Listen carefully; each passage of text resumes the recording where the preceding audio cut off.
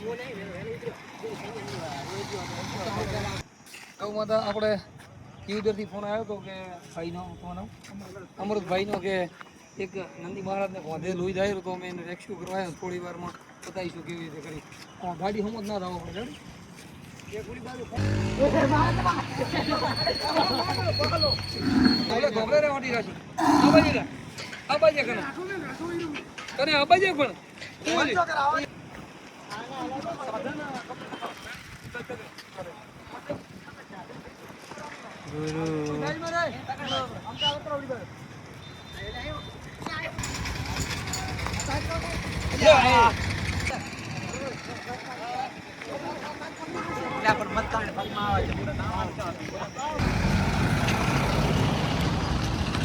આઈ જા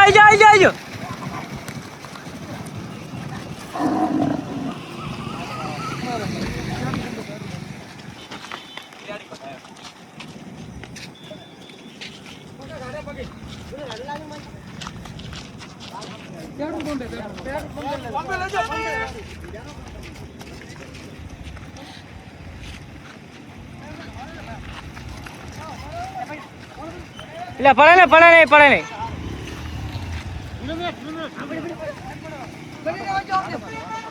જય ગૌ માતા, જય ઠાકર, વિકલાંગ ગૌસેવા બીકે ગુજરાત, આરસી ચૌહાણ અમારી ટીમ છેલ્લા 15 વર્ષથી ગૌ સેવા કરી રહી છે અને અમે જીવીશું ત્યાં સુધી ગૌ સેવા કરીશું. અત્યારે ફરી એક નંદી મહારાજને દીવદર સિટીની અંદર પેટ્રોલ પંપની બાજુમાં કોઈ અજાણ્યા શખ્સે સળિયો મારેલો છે લોખંડનો. અમને એવો ફોન આવ્યો તો અમે ત્યાં આવ્યા અને અડધો કલાકની મહેનત પછી નંદી મહારાજને પકડી અને સારવાર કરીને છોડી દેવામાં આવ્યા હતા. તો મારી જે પણ સિટીઓમાં દુકાનો હોય, જેની દુકાન હોય, જે પણ રહેતા હોય એમને મારા બે હાથ જોડીને વિનંતી છે કે આવી રીતે સળિયો ન મારવો, કોઈ પણ તેને કે હથિયાર ન મારવું, કારણ કે એમને દર્દ થતું હશે, કેટલું દર્દ થતું હશે એ અમને ખબર છે કે અમને કાલે એક નંદી મહારાજે એક આંગળી તોડી નાખી મારી, તો મને દર્દ કેટલું થાય છે ખબર છે, દવા લાવશું તે હોય તો અમને કેટલું થયું છે દર્દ. તો મારા બે હાથ જોડીને વિનંતી છે કે આવું ન કરો અને સનાતન ટકાવી રાખવા અને આપણું ધર્મ ટકાવી રાખવા માટે દેશી ગૌ માતા અને નંદી મહારાજ જોઈશે ને જોઈશે. એ નહીં હોય તો આપણે નથી, એટલું યાદ રાખજો. કારણ કે અત્યારે ખેડૂતોને કેટલી તકલીફ પડે છે કે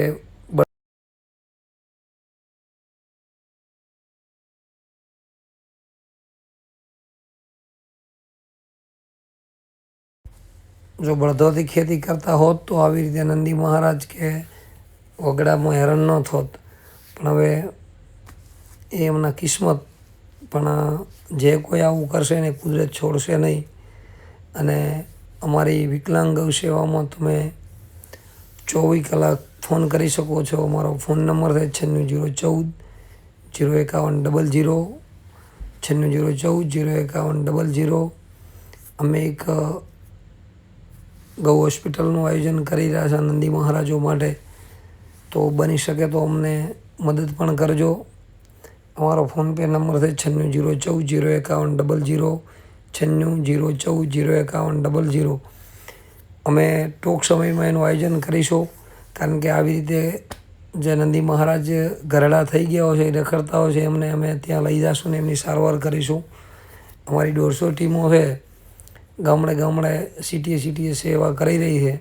અને જે પણ ટીમ જોડાય છે ખાતરી આપે છે કે અમે જીવીશું ત્યાં સુધી ગૌ સેવા કરીશું. એટલે કોઈને ગૌ સેવામાં જોડાવવું હોય તો પણ મારો કોન્ટેક નંબર કરી શકો છો. અને નંદી મહારાજને અમે સારવાર કરીને છોડી દીધા હતા. એમને થોડુંક વાગેલું છે વધારે, પણ લગભગ એક ડ્રેસિંગમાં મટી જાય છે. કારણ કે મેં છેલ્લા 15 વર્ષનો અનુભવ છે મારો કે આટલી દવા કર્યા પછી ગમે એવો ખાય તો મટી જાય છે. એમને પણ મટી જશે એવી ઠાકરને પ્રાર્થના કરીએ છીએ.